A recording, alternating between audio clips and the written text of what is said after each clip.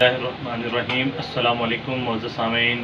میں ہوں آپ کا میزبان حکیم رضوان احمد مشہود، اور آپ دیکھ رہے ہیں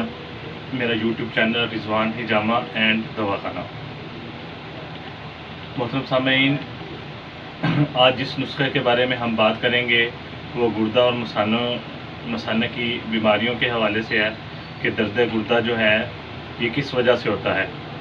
گرمیوں کے دن ہیں اور بہت زیادہ گرمی کی وجہ سے لوگ ٹھنڈا پانی، تمام احباب ٹھنڈا پانی پیتے ہیں، برف کا کثرت سے استعمال کرتے ہیں۔ برف کا ٹھنڈا پانی یا سردائی یا چاول وغیرہ زیادہ استعمال کرنے سے گردہ میں کھچاوٹ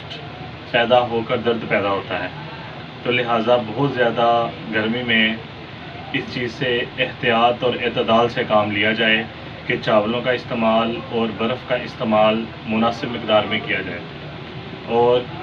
چاولوں کے ساتھ